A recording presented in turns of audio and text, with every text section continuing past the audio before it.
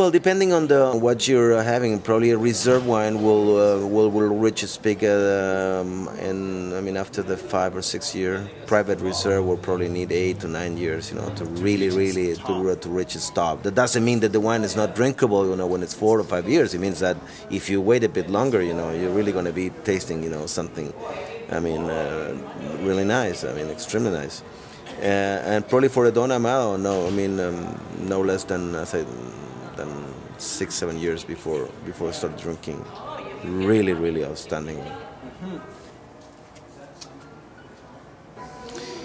What it does for the wine is that the wine undergoes this micro oxygenation, I mean, process by having oxygen seep through the cork pores that tames the wine, soften up the tannins, and help the wine develop the third categories of aromas, which are the bouquet, that very refined notes that you find in your nose that could only be developed in the bottle. 50% of what you are now, sensing in your nose is the produce of bottle aging. Yes.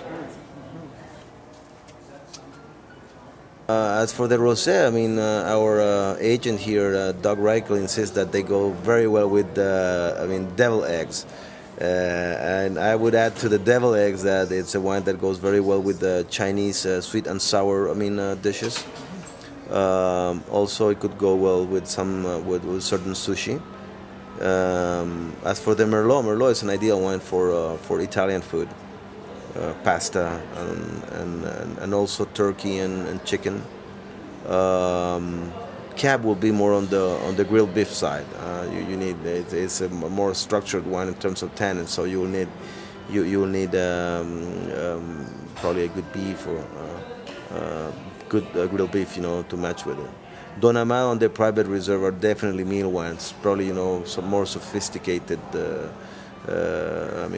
cuisine for that, French or.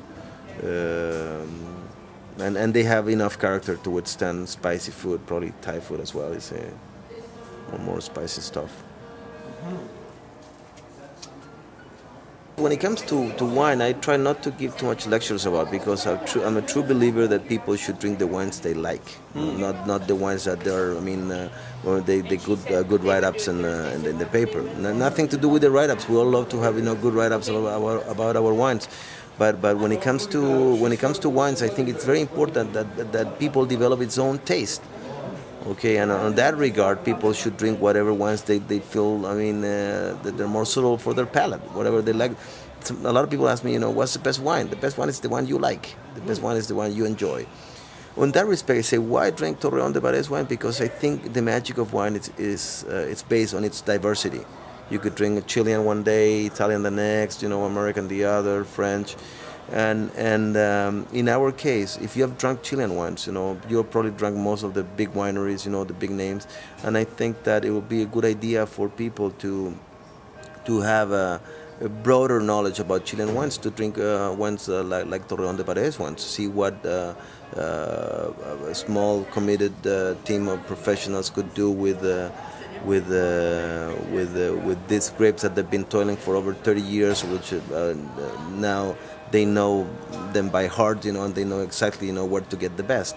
I think that wine appreciation is an endless process, and in that process, you should not deprive yourself of opening new bottles of wines, and then stick to whatever you like. But I think that you cannot learn about wines if you don't challenge yourself and open many bottles and try to discover in every bottle, what's really in them, And I think probably a good way to appreciate wine would be, to drink if you like reds, try a Cabernet from Chile, then try a Cabernet from Napa, then try a Cabernet from France, and start understanding more.